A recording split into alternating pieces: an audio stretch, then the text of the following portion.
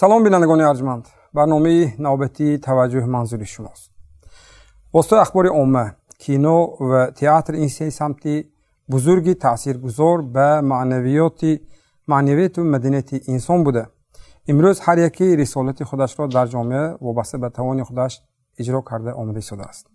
اولین روزنامه چاپی چند عصر مقدم به چاپ رسیده بود و عصر 20 عصر تحولات تکنولوژی، رادیو پیدا شد، تلویزیون تأسیس یافت و آخر عصر 20 و آغاز سده 21 این آغاز رشد اینترنت گردید. به قول نویسنده معروف تیمور ذوالفقاروف، اینترنت این اورست تنهایی است. این قله است که انسان در تنهایی دسترسی پیدا میکند به تمام اطلاعات روی جهان. و این البته موضوع دیگر است که گوییم واقعا هم دامنی زیاد دارد. اما زمانی میگفتند که اگر اینترنت پیدا شد دایره تلویزیون، رادیو و گازیته را تنگ میکند. چون امروز ما واقعا هم میبینیم که در صحیفه های اینترنتی بخش های آنلاین افیر تلویزیون، بخش های آنلاین رادیو جای دارد و همچنین صحیفه های اینترنتی، روزنامه های، مجله ها امروز بسیار فعال است. ما گفتیم که رشد اینترنت سبب میگردد که مردم به آن دسترسی پیدا میکند، مخصوصا قشر فعال آن جوانان. و در برنامه های قبلی ما گفته بودیم که یکی از مبلغان اندیشه های افراطی این پیش از همه از میدانی از کارزار اینترنت استفاده میبرند، چون آنجا شبکه های بسیار فراخ است که آنها از آن بسیار با ثمر استفاده میبرند و همون فضای خالی را استفاده برده به تفکر آنهایی که نو به این میدان وارد میشوند البته گوییم تاثیر خودشان میگذارند. من در آغاز سخنم در مورد واسطه اخبار عامه گفتن همچنین کینو و تئاتر را نیز نامبر کردم، زیرا این چون در آغاز گفتیم که این سه دستگاه بزرگ ایدئولوژی است که واقعا به تفکر جامعه تاثیر عمیق میرساند و امروز همین تاثیرگذاری ها تا کجا نشان رسید است. و این لحظه من میخواهم مهمانان برنامه، کارشناسان موضوع امروز را برایتان معرفی کرده باشم. معلم دلبر صمد و ژورنالیست، استاد دانشگاه دولتی خوجند، دیرکتوری کتابخانه دانشگاه. خوش آمدید میگم معلم. محیدین مظفر، کارگردان کینو، دیرکتوری مؤسسه دولتی صوت سینما. خوش آمدید میگم. عاصم عارفپور، ژورنالیست، استاد دانشگاه دولتی خوجند، نماینده تاجیک فیلم در ولایت سوخت. خوش آمدید میگم. و جمشید معروف، ژورنالیست، بلاگر، ترینر اوید به دلیل سنجی. خوش آمدید میگم. و من مهمانان عزیز در آغاز برای آنکه ما به موضوع وارد شویم یک پرسش افکار رو از کارگردان خواهش میکنم برای ما و شما نمایش دهند و اون آغاز صحبت ما و شما خواهد بود. ما از ساکنان مرکزی ولایت پرسان شدیم که شما خبرهای اطلاعی که وابسته به مقاومت به اکستریمیسم و تروریسم است بیشتر از کدام واسطه اخبار عامه گوییم میگیرید؟ اونجا گفته شده از تلویزیون، رادیو، اینترنت، گازیته یا مجله. مرحمت تماشا میکنیم، بعد صحبتمون رو ادامه میدیم.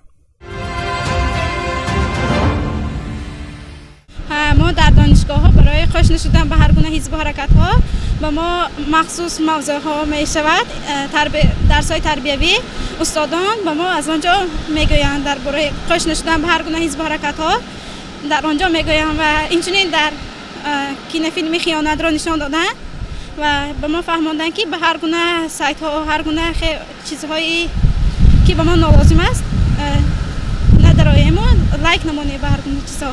من نمیدونم. اینترنت، یوتیوب. من مال وقت تلویزیون میبینم.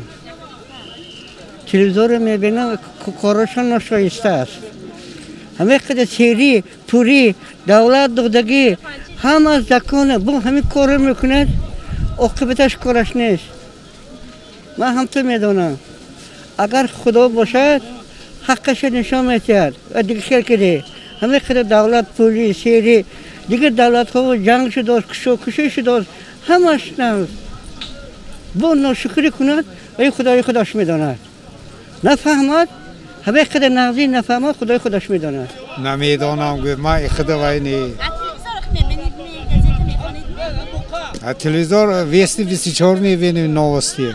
نه نمیفهمم من. از کسیت اینترنت همه چیز میگیریم.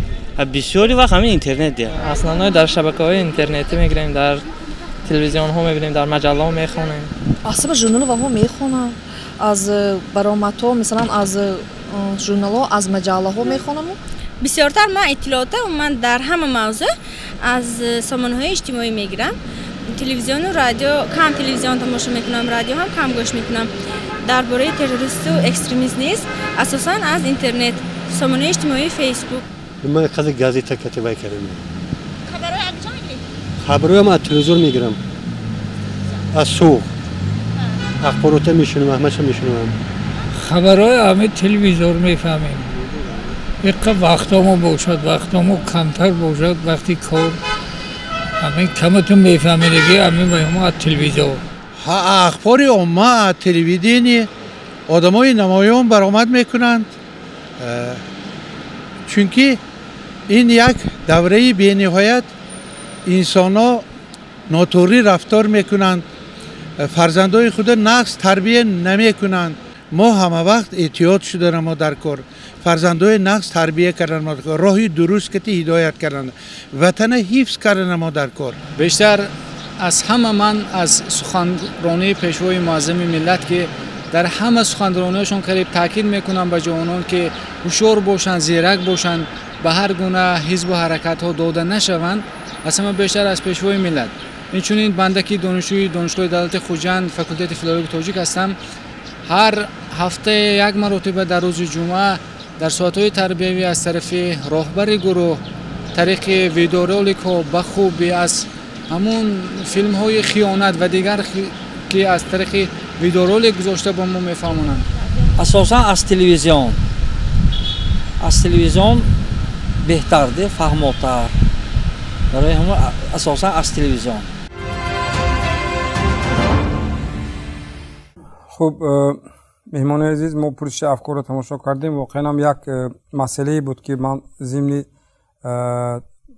فعالیت ژورنالیستی که همین پرسش تهیه کرد، راستی اکثر اون جوانایی که مثلا حتی نفران میان سال هم وقتی مراجعت کردن مخصوصا با همین موضوع، چون میشنم که مثلا کلمه عباره مقاومت به اکستریمیسم و تروریسم نمیدونم و زود میروند. یک اندازه شاید آهنگی که عملی احتیاطکاری، عملی ترس این چی است یا عملی ندونستن. به هر صورت این یک سوالی بود برای من که مثلا من اینجا برای شما مطرح کردم. گذشته از این واقعیت است، نظر شما رو من پرسیدنی هستم. مرحبا معلم بلنگرگ، نظر شما. یک فرقیت بین سن و سال احساس کردم در مورد تماشای این یا اون واسطه اخبار عامه یا که اینترنت که هنوز اینترنت با واسطه اخبار عامه داخل نشده است. خب جوان ها بیشتر تکیه میکنند به اینترنت و سن کلانسال به تلویزیون و رادیو و گازیتا و اصلا این در حقیقت یک موضوعی است که متاسفانه طور شما قید کردید با طرز به همین حتی موضوع توجه میکنند. این از آن درک میدهد که پس هنوز تا اون جایی که ضرور است مردم اون اطلاع ضروری رو درباره همین تروریسم و اکستریمیسم ندارن. تشکر. خب اینجا شما چی نظر دارید؟ ما همیشه در اندیشه فیلمسازی هستیم، از بس که این موضوع بی‌حد حساس امروز هست و سینما خودش یک چیزی بی‌نهایت قیمت است. برای ساختن آن خراجات زیاد صرف می شود و همچنین به این موضوع دست زدن مخصوص سپارش های لازم است. مثلا سینماگران تاجیک نمیتونن آزادانه به این موضوع دست زنند و من نمیدونم، من شرمنده هم گویم یا اینکه نمیدونم گویم که من در این باره فکر نکردم. در این باره چندین پیشنهادها هم بود از جانب دوستان، از جانب بعضی سناریستان که به همین موضوع دست زنیم، اما از بس که برای این موضوع را فیلم کردن به ما مثلا درخواست نشده است، پیشنهاد نشده است یا اینکه سفارش نشده است، ما به این موضوع دست نزدیم. ولی من فکر میکنم که مثل دولت های همسایه مثلا ازبکستان علاقه به این موضوع چندین فیلم های هنری دارد، باید دست زد و این موضوع باید حتما در سینما بررسی شود، برای آنکه سینما را بیشتر تماشا میکنند، سینما паҳлӯҳое дорад ки хоҳем нахоҳем таваҷҷӯҳи ҷомеа ба худаш мекашад ва ба воситаи он конфликтҳое ки дар онҷо мешавад шояд ки ҷавонон аз асли воқеа аз асрори ҳамин одамрабоиву одамфиребӣ бохабар бошанд. ташаккур. ман мехостам назари шуморо пурсида бошам. марҳамат. хуб, аз пурсиши афкор метавон ҳамин гуна хулоса кард ки шахсҳои пурсидашуда на он қадар ба ҳамин мавзӯъ балад ҳастанд. яъне онҳо наметонанд ки худ терроризм чӣ аст, шояд амиқтар нарафтанд ба ин мавзӯъ ва аз пурсидашудаҳо аз он аён мегардад ки бештар онҳо тавассути шабакаҳои иҷтимоӣ интернет маълумот мегиранд ва агар аз нуқтаи назари воқеӣ бингарем имрӯз ҳамон яъне гурӯҳҳои ифротгаро хусусан бештар аз ҳамин шабакаҳои интернетӣ бештар корбаст мекунанд. яъне чун қувваи арзон аст, кори арзон аст ва қариб ки таблиғи ройгон. ва ин хеле хавф дорад ки вақте ҷавонҳо аз интернет бештар маълумот мегиранд, ин хеле хавф дорад ки чун гурӯҳҳои ифротгаро барномаҳои вижаи худро доранд ки чӣ гуна ҷавонҳоро ҷалб кунанд ва ин ба мо ҳамчун як бонги хатар аст ки бояд мо махсус барномаҳои вижаеро таҳия кунем то ин ки ҷилавгирӣ кунад аз ин масъала. мо ҳарчи қадар дар бораи терроризму экстремизм инқадар ҳарф задем ки ҳамин мафҳум вақте ки мешунавем аллакай дар байни мо тарс пайдо шудагааст. яъне вақте ки агар ҳамин мавзӯъ ба касе ҳарф занад ҳатман як тарс, як мавзӯъ як табу шуда мондагааст ки набояд дар ин маврид ҳарфе гуфт, набояд дар ин маврид барош хато шояд ягон аз лафзи ман масалан ягон чизи хатогие раваду пагоҳ дарди сари худам шавад. ман ба ҳамин худ баъзе аз гӯем ки ҳамин як ба ислои русӣ реаксии он бачае ки ман негуфта худаша дуртар кард ё баъзе аз нафарон гуфтанд ки имонед шояд масалан ҳамон тарзи пешниҳоди суол ҳам аз тарафи журналист ҳам мо ки гӯем ки мафҳуми муқовимат агар надонем вақте ки шунидем ки терроризм ва экстремизм гуфт ин аз ман пурсидааст ки ман маълумота аз куҷо мегирам аз телевизион радио шояд ба ин хотирам фикр кунам ки пагоҳ ман гӯем ки аз телевизион радио аз интернет мегирам пагоҳ дарди сари ман мутақассисам ки ту кадом маълумота аз интернет ва чӣ мегирӣ. яъне ба ин маъни ҳам ҳаст ки масалан шояд ба ҳамин хотирам ки на ҳамеша масалан яъне дар ҳамин апрос яъне пурсиши афкор натавонистам ки масалан нуқтаи назари асли худашона доир ба ҳамин масъала баён кунам. ман гумон намекунам ки дар ин масъала агар ба таври алоҳида шинед онҳо ҳарф нагӯянд, ҳатман фикру назарашон ҳаст, аммо ба хотири он ки он дар навор ҳаст, ба хотири он ки пайдо мешава ҳама тамошо мекунад, як каме дар ин ҷо тарсам ҳаст. ташаккур. ман назари худам вобаста ба ин чизе ки аслан гоҳо мегӯянд ки журналист фикри худашро бор накунад. не ман ҳамчун назари шахсии худи ман аз ҳамин пурсиш ҳамин аст ки воқеан идомаи як нуктаи аҷоиб гуфтам осимҷон. насли миёнсолу калонсол ва ҷавон як ба ду гӯем гурӯҳи бузурге тақсим шудааст ки яке аз интернет бархурдор нест, дигаре ҳанӯзам побанди масалан газету радио телевизион ва ҷавонро масалан назорат кардан бисёр душвор аст ки ӯ куҷо медорояд, кадом маводо мегирад. яъне ман фикр мекунам шояд як андоза яъне ҳамин ду тафриқа гӯем эҷодкунандаи дигар мушкилиҳо дар мавриди оне ки то куҷо мо дар ҳамин майдон метавонем ки мубориза бурдор бошем, дар ҳоле ки душман аз майдони интернет бештар, аз корзори интернет бештар истифода. саволи нахустини ман низ дар чун гуфтам ки ин воқеият аст, гузашта аз ин чун мо гуфтем ки се дастгоҳи бузурги таъсиррасон ба мафкурии одамон, воситаи ахбори omma, театр ва кино, ин мавзӯъ бисёр доманадор аст. то куҷо имрӯз ана ҳамин се дастгоҳи бузурги идеологӣ вазифаи худаша назди ҷамъият, назди пешгирии аними барои пешгирии аними ҳолатҳо, чун мо дидем ки воқеан масъала ҳассос аст. дидем ки чӣ қадар ҷавонон масалан гумроҳ шуданд, чӣ қадар тақдири одамҳо тақдири талх диданд воқеан. ва шояд масалан инҷо як пурсиши дигар ҳам ҳаст, як андешае ҳаст. ман мехостам то куҷо ана ҳамин се дастгоҳи бузурги таъсиррасони ба тафаккур кори худашон имрӯз дуруст ба сомон расонда истодаанд. ман ҳамеша як андешаро борҳо таъкид кардам ва боз ҳам таъкид хоҳам кард ки агар як ҷавон به همین گونه گروه ها شامل گردد. شروع از مادر و پدر و مادر، یعنی اویله، مکتب، جامعه، همه در مجموع جوابگر هستیم. پس ما نتوانستیم و از جمله واسطه اخباری عامه، پس ما نتوانستیم که توجه اون نفر ما به توجه موندیم. ما امکانیت دادیم که نفر دیگر اون جوان توجهش به خود جلب کرد به جای ما، به جای اینکه ما جلب کنیم. پس واقعا ما باید بهترین برنامه ها رو پیشکش کنیم که تلویزیون ببینن. واسطه دسترس. بله، واسطه دسترس. خیلی اون مردی که گفت که من برنامه 24 رو میبینم، این با ما یک وای است، هوشدار است. هوشدار است. پس چرا برنامه های اخباری ما تماشا نمیکنیم؟ پس ما نمیتوانیم که اون معلوماتی که برای مردم ضرور است دهیم یا درست پیشنهاد کنیم. بله.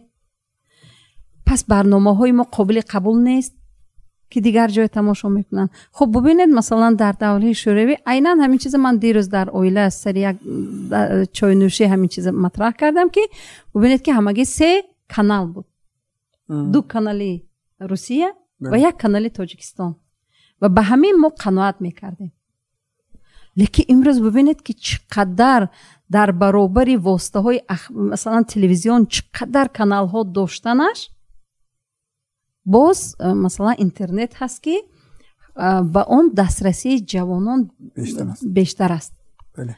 برای همین پس این همین خالگیه ما نتوانستیم که همین نمیدونم 500 نفر است، نمیدونم 1000 نفر است، من چی نیستم به این رقم ها. اگر 1 نفر هم باشد گناهی ما است که وی رفت. بله.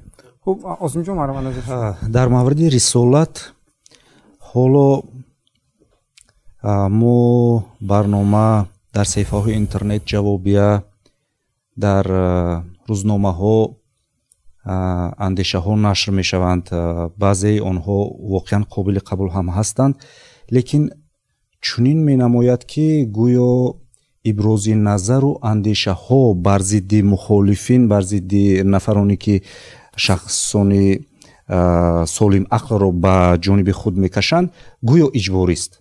در تلویزیون، در روزنامه به یک شکل قالبی پیشنهاد می شود و تئاتر، حالا تئاتر نیز اجباری شده است. یعنی در تئاتر هم اگر نمایشنامه خوب باشد، تبلیغ خوب باشد، جمع می شویم، لیکن نه به اون درجه که قابل قبول است، نه به اون درجه که باید یک جامعه رو تغییر دهد. کینو، حساسترین ساحه کینو است. اگر او به اینترنت براید، کینوتئاتر وجود ندارد در تاجیکستان. در یگان منطقه تاجیکستان یگان کینوتئاتر خوبی نیست که شب به حضور تماشابین تماشا کند. پس ما اگر گوییم که رسالتش رو اجرا میکند وسایل اخباری عامه، تئاتر، کینو، 50% ما نمیتوانیم که رسالت خود رو اجرا کنیم، از حساب آن که یا ما دید و نظری کهنه داریم یا اینکه شرایط تکنیکی نداریم. تئاتر خیلی امروز به همه ما واقعیت، متاسفانه این واقعیت است که تئاتر نمی رویم. یک وقت مجبوری به تماشای نمایشنامه اون 7 کلینو خوشدامن اسیان عروسان مجبوری دعوت کردن. شما تصور کنید که اون موضوع خیلی و خیلی کهنه شده است.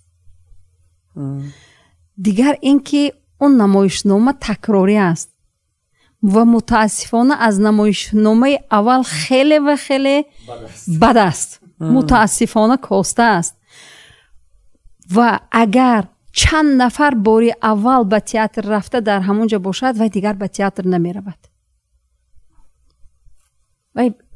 و شخصا من مثلا بعدی میدونید متاسفانه در ما وقت ارزش ندارد. 2.5 یا 3 ساعت دوام کرد. من در همون نمایشنامه نشسته دلم خوردم. برآمده رفتن به مدنیتی است، آداب است و من تحمل کردم 3 ساعت، لیکن با وقتم اونچنان دلم سوخت. و چیزی که محیدین گفتند که مثلا اون چیزی که رژیسور میخواهد، رژیسور آدمی ایجادی است و خودش میداند که چی چیزی پیشنهاد کند که اون موضوع جالبی دقت. لیکن وقتی که ما سپارش میدهیم که این طور نه طریق دیگر پیشنهاد کن و علاقه رژیسور اون چیزی که خودش میخواد پیشنهاد کرده نمیتونه. پس علاقه اون مولی که ما استحصال میکنیم قبول نیست یا توجه نیست. شکر.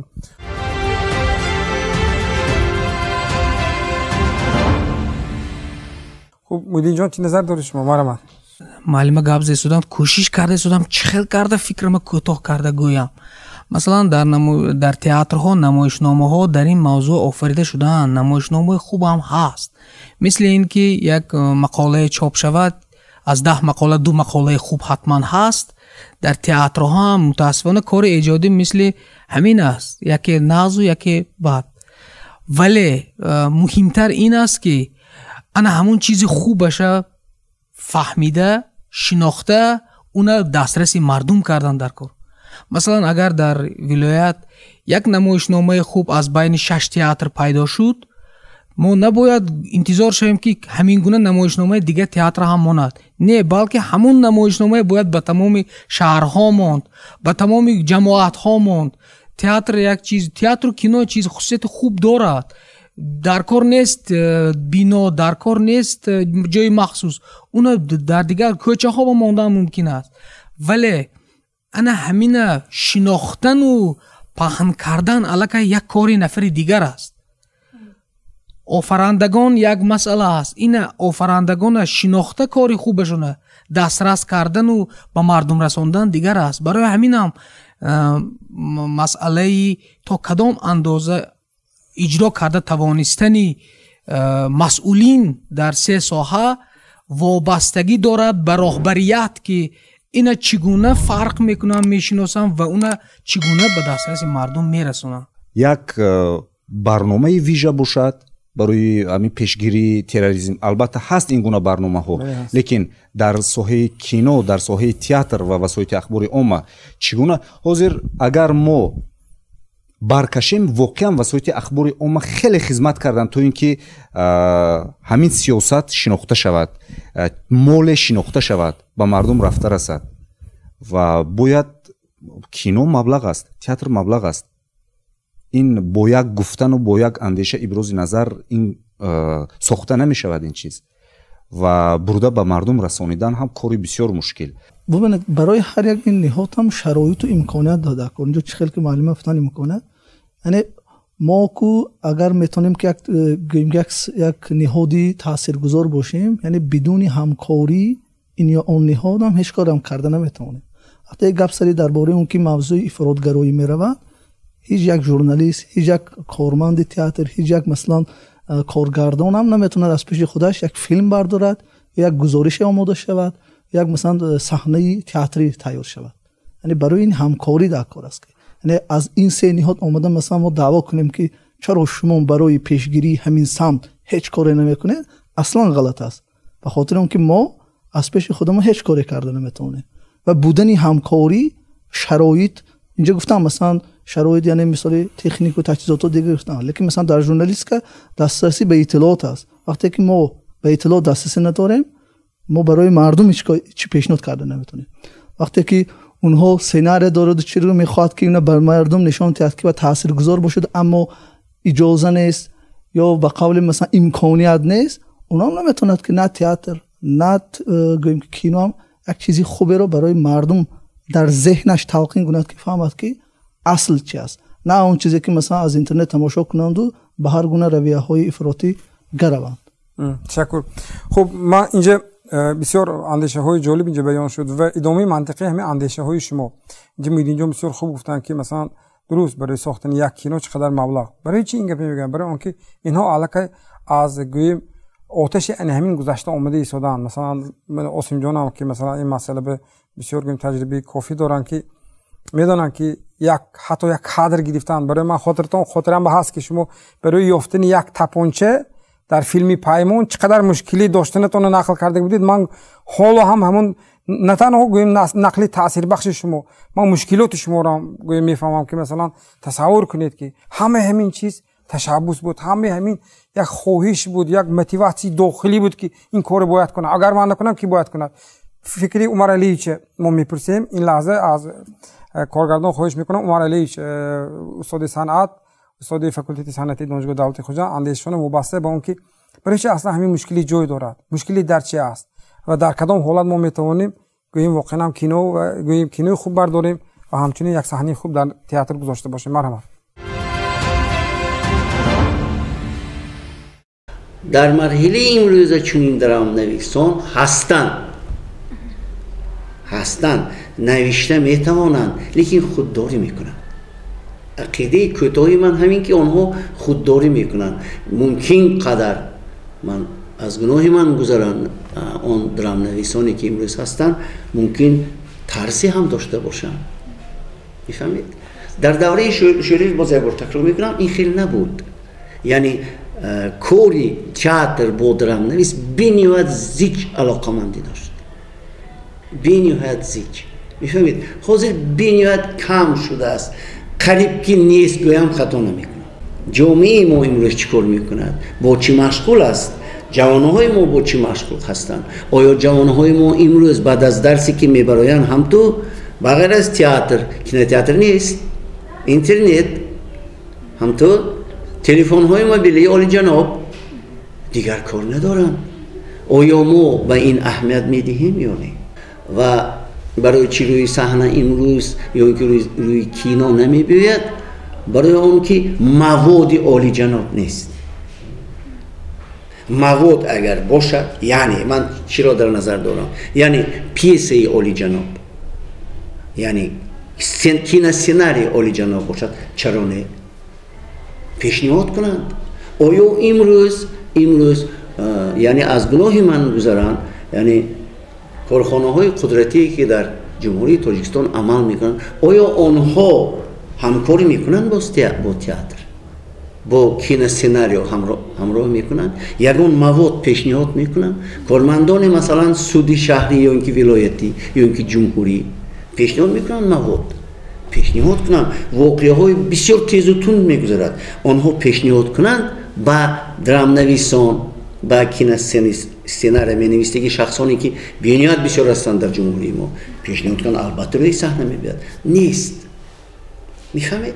یعنی نه پیسه نه کینو سیناری در این موضوع وجود ندارد و باید شود روی صحنه البته میبیاد. همیشگی وقتی سخن در مورد پیشنهاد میآید من سوال میدهم که شما چه پیشنهاد دارید، حتما جواب میدهند که خوب این برنامه هست، باید دوام داده شود و من میگم که البته ما حتما به نقشه میگیریم. اما چون که اینجا شما هم گفتید در میدان اطلاعاتی گویم جای داشتن یک دو برنامه یا یک دو گویم نمایشنامه مثلا نمیتواند این مسئله رو پوره بازگو کرده باشد. مثلا من در مثال تئاتر میبرم، من در خاطر ندارم که دوام 2 سال اخیر وابسته به موضوع مقاومت به همین افراطگرایی اکستریمی تروریسم یگان نمایشنامه گذاشته شده باشد. اگر من خطا کنم حتما خواهش میکنم اصلاح کنید. گذشته از این من میدانم که یک نمایشنامه خوب با نام داغ از جانب هنرمندان تئاتری به نام پوشکین شهری بوستان تهیه شده بود، اگر خطا نکنم 2-3 سال قبل. و همچنین نمایشنامه قابل از روی اثری جورج بایرون از جانب کارگردان ترکمن‌تباری مقیم لندن اولیاقلی خوجقلی که در گوییم با اشتراک هنرمندان تئاتری درامایی به نام فاضلی شهری کنیبادام گوییم در اول در کنیبادام گذاشته شد. بعد به مهمانی آمد ان همون ادامه منطقه محیدین جان در مورد اون که آن وقت خود محیدین جان هم دیرکتور گوییم اون تئاتر بودید و همزمان در نقش اساسی گوییم هنرنمایی کردند و در سنه 5 سپتامبر در تئاتر تماشابین نورسی به نام عادل جان ظرف شهر خوجند و نمایش داده شده بود و واقعا بسیار بیننده های زیادی را به خود جلب کرده بود و آمده تماشا کردند. و دیگر من در خاطر ندارم و در مسئله کینو نیست، یعنی من در نظرم کینو گویم وطنی رو من گفته شدید که واقعا نداریم. پس ما در این کار پیش از همه اینجا استاد عمر علیچ هم گفتن که همکاری لازم، همکاری. مثلا اگر کینو گرفته نشود برای شما یگان سوژت در کار، یگان گویم خطی، گویم کینوی در کار که شما برای قصه در کار که در پایه اون شما میتوانید اون رو بنیاد کرده باشید. بازم مشکلی هست، اما مشکلی نیست که آسان نشود.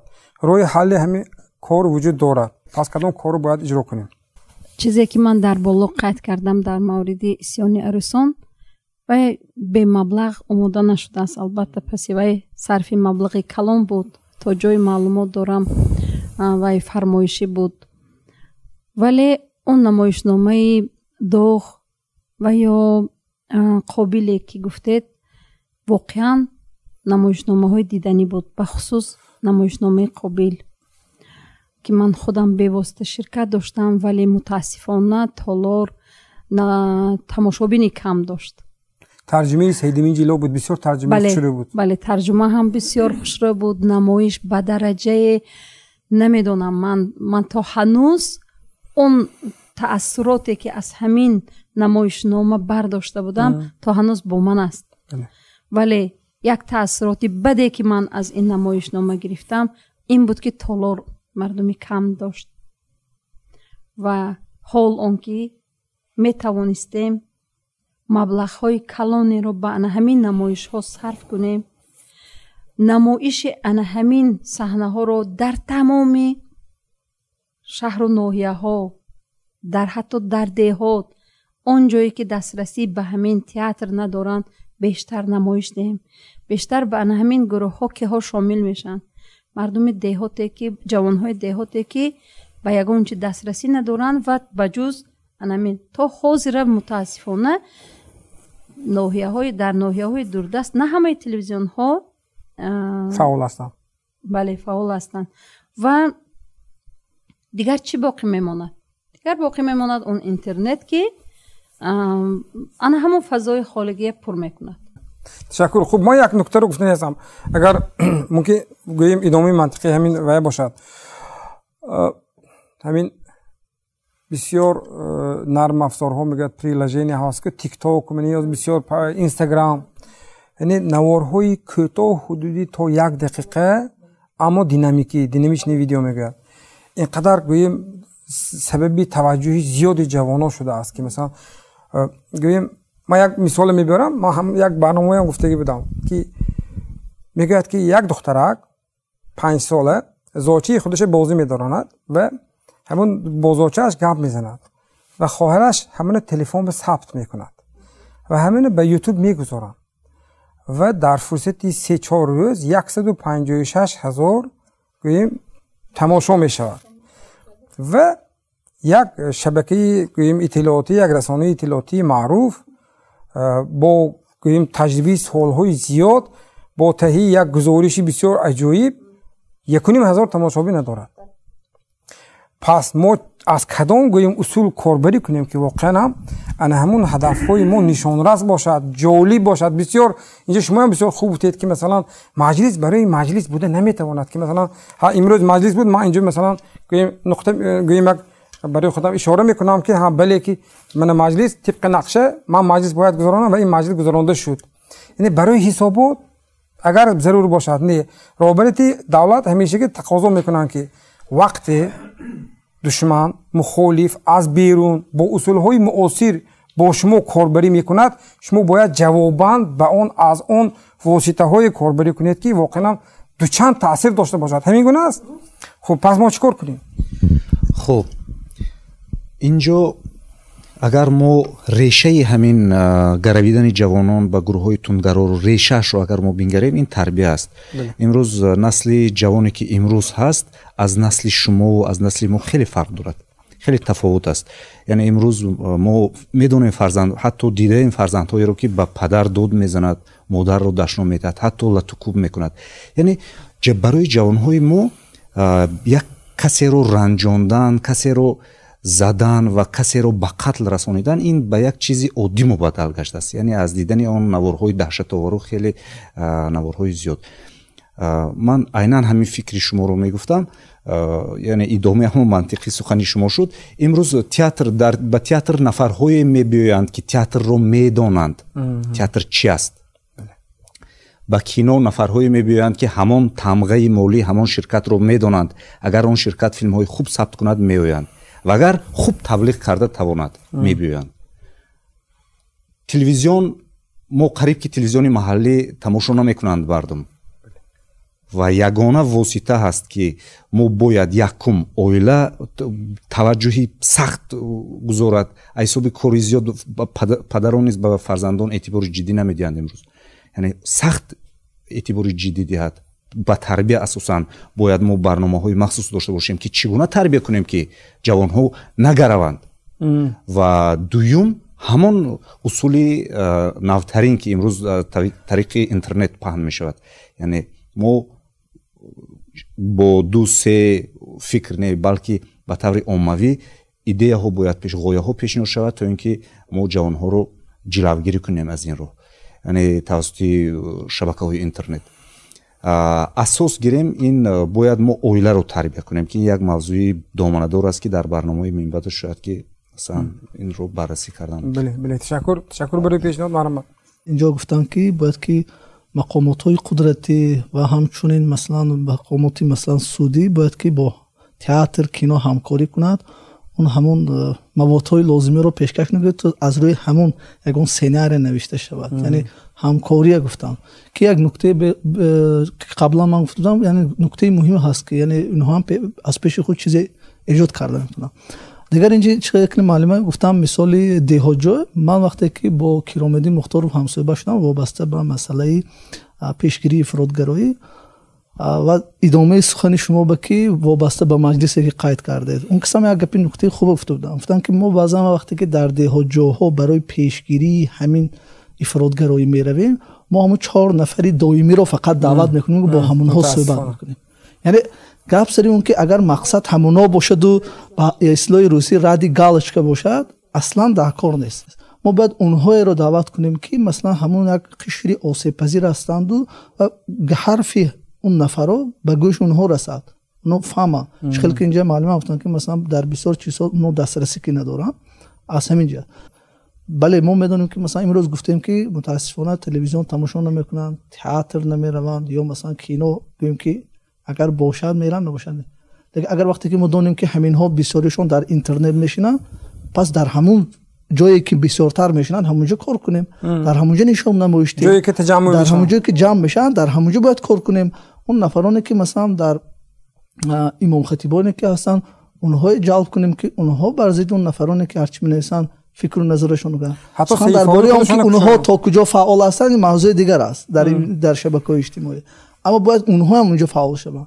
ва ин роликҳое ки маслан таъсиргузор дар баробари он ки телевизионҳо мемонанд дар шабакаҳои иҷтимоӣ низ бояд пайдо шавад. як дақиқа масалан як ролика тамошо мекунед, баъзе роликҳои иҷтимоӣ хеле хуб мебаранд, дар дигар самошо оилаю дигар чиё бошадам, лекин бибинед ки як дақиқа шумо метавонед як чизе гиреду ақаллан маслан як барои андеша аввал метавонад барои ахбор барои афкори ӯ бошад. ақаллан як барои андеша кардан ҳамон ролик шояд мумкин ягон нафар ақаллан як нафар чиқадр ки маълум гуфтам пешаш агар гиредам ки ин муваффақият аст, масалан як ролик маслан гӯем ки ба қавли дарни охна ба кораша кард, яъне кор ба он маъно ки маслан пеш таъсиргузор кард.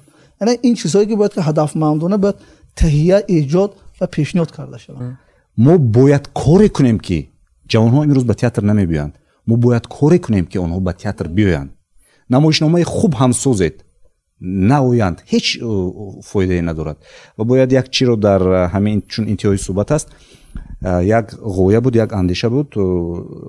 ба таври як филми кӯтоҳ сценарияшро ҳам наистем, номи корияш ба ватан баргардааст, ҳоло сметаш шуда истодааст. ин филми шояд аввалин филми ман шавад ва як филми кӯтоҳ ҳам дар ҳамин мавзӯъ, айнан дар мавзӯи ифротгароӣ ва чӣ гуна ҷавонҳоро гирифта мераванд ва чӣ гуна онҳоро гардондан мумкин, як филми кӯтоҳ ҳаст ва умед мекунем ки рӯи экран мебарад. беле дар анҷом хабари хушҳолкунанда воқеан ки як воқеан чизи хуби рӯи кор меояд. маълум. хуб ман гумон мекунам ки ҳамин сохт синамо дар як марҳилае рӯи кор омада буд ки воқеан дар тоҷикистон театр ва филм тамошои филм қариб ки аз байн рафта буд.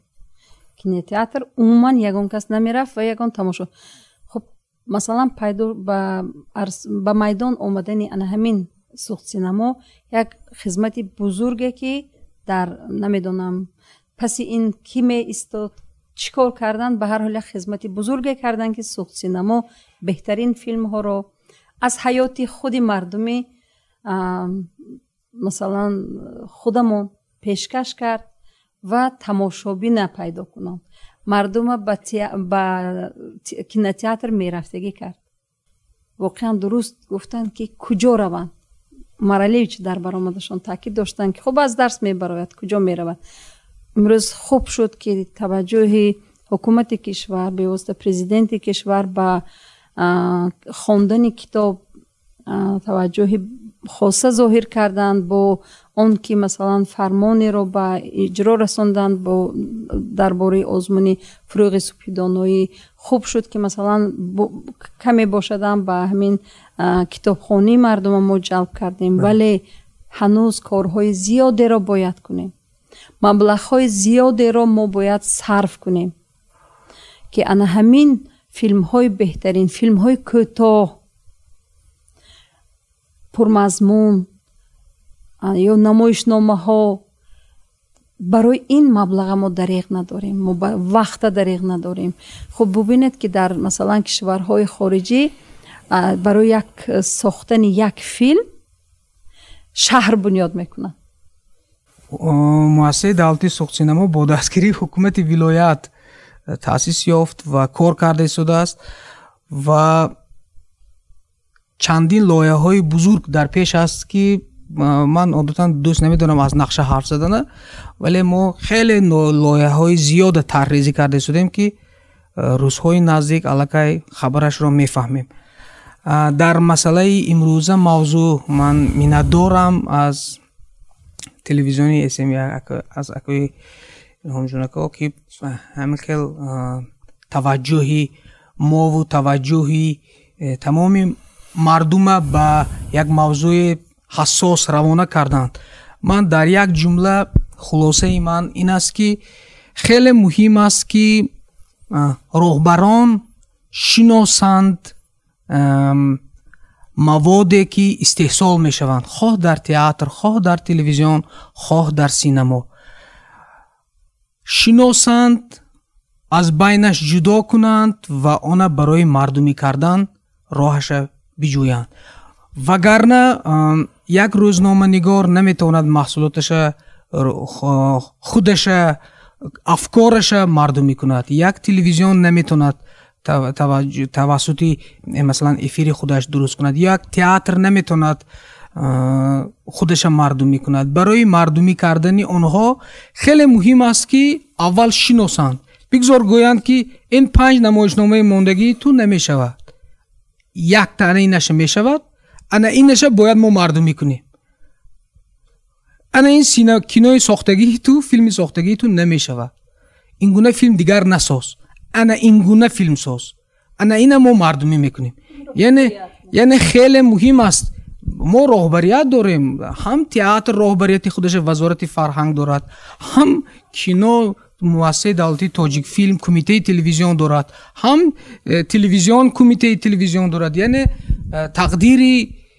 тақдири сифати пасту сифати баланду мутахассиси баду мутахассиси хуба дуруст карда уна мардумӣ кардан дигар дар дасти унҳо нест, дар дасти роҳбарият аст ки имрӯз ман фикр мекунам ҳамаи мо як ватан дорем, ягон ҷо моро қабул намекунад магар ин ки ватани мо, миллати мо, халқи мо. мо як давлате дорем, як халқе дорем ки инсондӯст асту ватанпараст аст. ин коре ҳаст ки мо масалан ман дар вазифаи худам, дар кори худам бояд мурданивор дар андешаи хизмат кардан бошам, мурданивор дар андешаи сифати хуб сохтан бошам ва агар ки як дар дароям он дар баста аст, пас бояд ҳатман дари дигар кобам ва мо бояд ҳамин гуна дар кобем. муҳимаш монда нашавем, хаста нашавем кунем.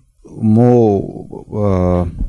дар мавриди ба ифродгароӣ пайвастани ҷавонон ҳарф зада истодаем. ин чизе ҳаст ки онро баркашида намешавад, яъне зеҳни ҷавон чӣ қадар тағйир хӯрд. ин чизе ҳаст ки мо онро бо ягон таҷҳизоти техникӣ санҷида ҳам наметавонем. ӯ чӣ қадар театр таъсир кард ва аз ин чанд фоизаш интернет буд.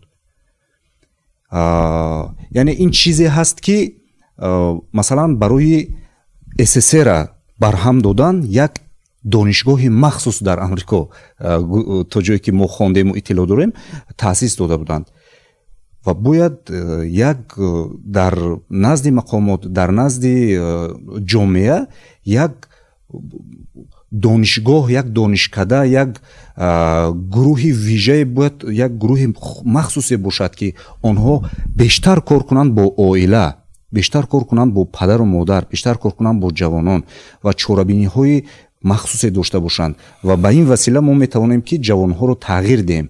яъне тағйир додани инсон хеле кори мушкил аст.